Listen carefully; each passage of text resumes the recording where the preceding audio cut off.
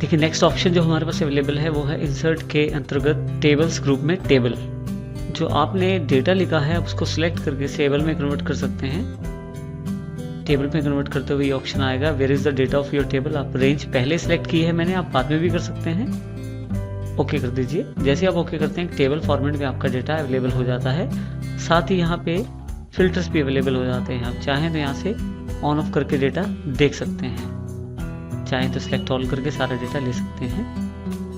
अब जैसे ही आप टेबल पे क्लिक करते हैं तो यहाँ टेबल टूल्स के हेड के रूप में डिज़ाइन अलग से टैब अवेलेबल हो जाता है जिसमें काफ़ी सारे ऑप्शंस हैं। जैसे कि इसमें आप टेबल का नाम बदल सकते हैं।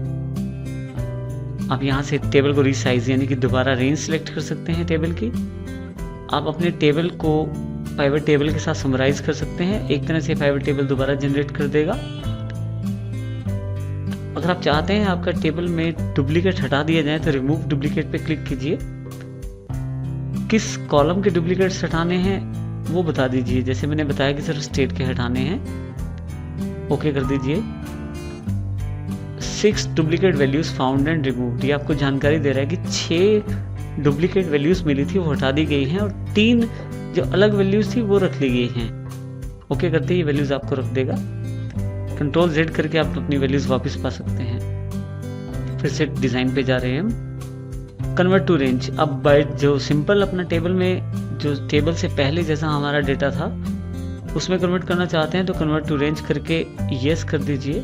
सिंपल ये आपका जो डेटा है वो रेंज में कन्वर्ट हो जाएगा। अभी हम इसे दोबारा टेबल में कन्वर्ट कर लेते हैं। इसके अतिरिक्त आप इस डेटा को किसी दूसरे फॉर्मेट में एक्सपोर्ट भी कर सकते हैं। आप उसको वेबसाइट्स पे भी डाल सकते हैं डायरेक्ट। अगर आपका डेटा किसी फ्रंट एंड से कनेक्टेड है या कहीं से आपके डेटा में चेंजेस हुए तो रिफ्रेश करके आप उसको नया डेटा स्टोर भी कर सकते हैं।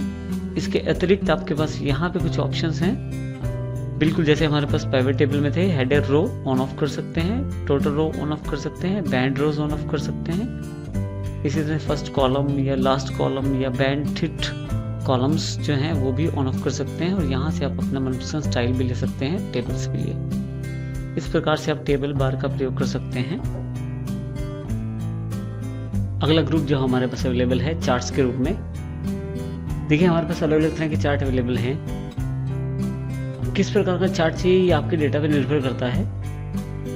हमारे पास जैसा डेटा है इसके अनुसार मैं मान लीजिए कॉलम चार्ट ले रहा हूँ। जैसे कॉलम पे क्लिक करता हूँ उस पर 2D column, 3D column, cylinder, कोन, इस तरह से काफ़ी सारे कॉलम चार्ट अवेलेबल हो जाते हैं।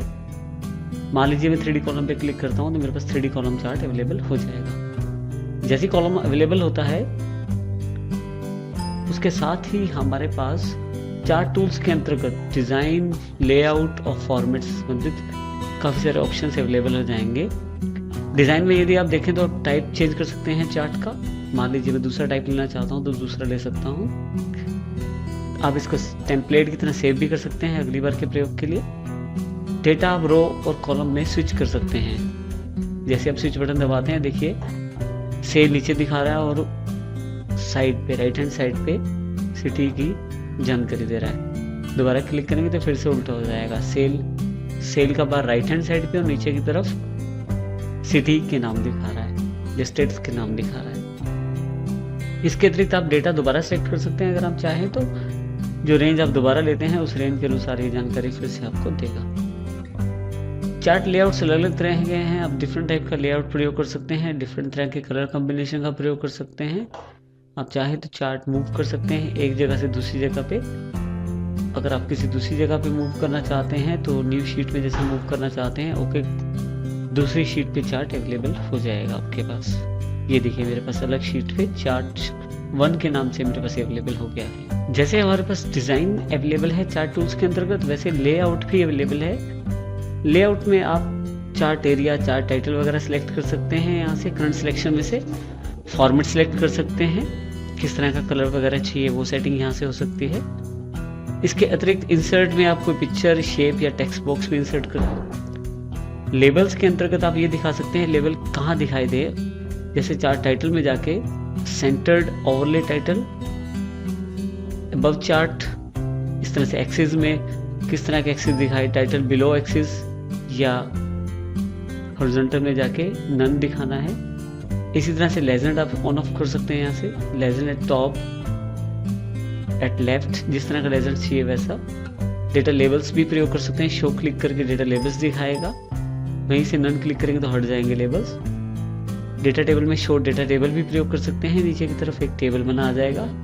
एक्सेस में फिर से आप लेफ्ट टू राइट या एक्सेस विदाउट लेबलिंग इन ऑप्शन का प्रयोग कर सकते हैं। जैसे मैं show right to left axis कर देता हूं तो जो इन्फॉर्मेशन एक्सेस का था वो राइट हैंड साइड शिफ्ट हो गया है। इस तरह से ग्रिड लाइन भी आप ऑन ऑफ कर सकते हैं। हॉरिजॉन्टल ग्रिड लाइन कैसी चाहिए, मेजर माइनर दोनों तरह की। और इस तरह से वर्टिकल ग्रिड लाइंस का प्रयोग भी आप कर सकते हैं। देखिए मैंने मेजर ग्रिड लाइन प्रयोग की वर्टिकल में। इसी तरह से हमारे पास plot area, chart wall, chart floor और 3D रोटेशन बैकग्राउंड में ऑप्शन अवेलेबल हैं। इसको करने के लिए ज़रूरी है कि आप चार्ट वॉल पे जाएं और मोर वॉल्स ऑप्शन पे जाके एक सॉलिड कलर पहले पिक कर लीजिए ताकि दिखाई देना शुरू हो जाए। मैंने इसे क्लोज कर दिया सॉलिड कलर लेके। इसी तरह से आप चार्ट फ्लोर भी ले सकते हैं। इसके लिए फिर से फ्लोर ऑप्शन पे जाएं मोर में और सॉलिड को फिल कलर ले लें। और फिल कलर लेने के बाद देखिए फ्लोर एक दिखा रहा है इसमें। आप चाहें तो इसे ऑफ भी कर सकते हैं फ्लोर को। 3D रोटेट भी कर सकते हैं आप अपने चार्ट को। रोटेट करने के लिए आप 3D रोटेशन बॉक्स में जाके एक्स एक्सिस और वाई एक्सिस आप अपनी जिस तरह से रिक्वायरमेंट के अनुसार चाहते हैं उस तरह से मूव कर सकते हैं। और फाइनली इसे क्लोज करें और आपका ये रोटेशन के बाद चार्ट अवेलेबल हो गया है। यहाँ देखिए मैंने अपने डेटा के लिए एक 2D कॉलम चार्ट दोबारा इंसर्ट किया है। लेआउट में जाएं तो कुछ ऑप्शन एनालिसिस में अपने आप ऑन हो जाएंगे।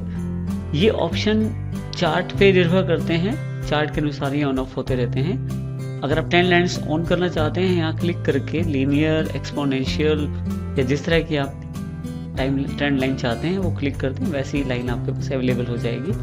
अगर एरर बार्स चाहते हैं ऑन ऑफ करना तो आप वो भी कर सकते हैं, वो भी अवेलेबल हो जाएंगे। आप चार्ट का नाम भी यहाँ से बदल सकते हैं।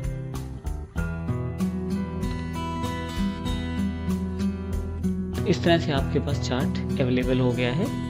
चार्ट का आखिरी ऑप्शन चार्ट टूल्स के अंतर्गत जो है वो फॉर्मेट का है। फॉर्मेट में जैसे हमारे पास शेप स्टाइल्स काफ़ी सारे दिए हैं, आप कोई भी शेप स्टाइल इसमें से ले सकते हैं कलर के साथ। इसके अतिरिक्त आप उसको चेंज भी कर सकते हैं, शेप फिलिंग कलर को, आउटलाइन को भी आप चेंज कर सकते हैं। और उसके अलावा इफेक्ट भी आप दे सकते हैं। डिफरेंट तरह के इफेक्ट अवेलेबल हैं चार्ट में भी। 3D रोटेशन या जिस तरह का इफेक्ट आप चाहते हैं वैसे इफेक्ट आप उसे दे सकते हैं। वर्ड स्टाइल भी ले सकते हैं चार्ट का, जिस तरह का इंटरनल टेक्स्ट कैसा लिखा दिखाई दे वो भी आप चेक करके यहाँ से चेंज कर सकते हैं। एक बार किया गया चेंज टेक्स्ट, उसके कलर्स को भी आप चेंजेस कर सकते हैं उसमें, उसकी आउटलाइन कलर को भी और उसके इफेक्ट को भी आप चेंज कर सकते हैं जो कि चार्ट का इंटरनल टेक्स्ट कलर है।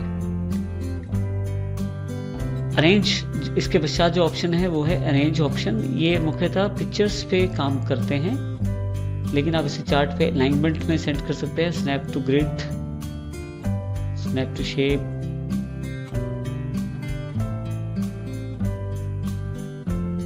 सिलेक्शन पेन से आप ऑन ऑफ कर सकते हैं चार्ट की विजिबिलिटी। आप यहाँ से जैसे सिलेक्शन पेन ऑन क्लिक करते हैं यहाँ पे एक अलग से सिलेक्शन और विजिबिलिटी बॉक्स अवेलेबल हो जाएगा। यहाँ से आपके चार्ट का टाइटल दिखाई देगा। सामने जो बटन है वहाँ से आप उसको ऑन ऑफ कर सकते हैं विजिबिलिटी बटन से। यही काम आप शो ऑल या हाइड ऑल कर सकते हैं नीचे से भी। एक से ज़्यादा चार्ट होने पे आपके लिए बहुत ज़्यादा महत्वपूर्ण हो जाता है कि अपने डेटा के साथ काम करते हुए कुछ समय के लिए चार्ट को हटा देना या हाइड कर देना और दोबारा उसे देख लेना कुछ समय बाद। इसके अतिरिक्त हमारे पास चार्ट के साइज़ के ऑप्शन अवेलेबल हैं। आप साइज़ को बड़ा छोटा कर सकते हैं। मान लीजिए हाइट में 4 कर देता हूँ तो हाइट 4 हो जाएगी और विड्थ अगर मैं 6 कर देता हूँ तो मेरी चार्ट की विड्थ 6 हो जाएगी। इस तरह से मैं हाइट और विड्थ का प्रयोग कर सकता हूँ चार्ट के लिए। इस तरह से आप डिफरेंट चार्ट का प्रयोग कर सकते हैं। जिस प्रकार का डेटा है उस प्रकार के टाइप के अनुसार आप चार्ट का प्रयोग कर सकते हैं।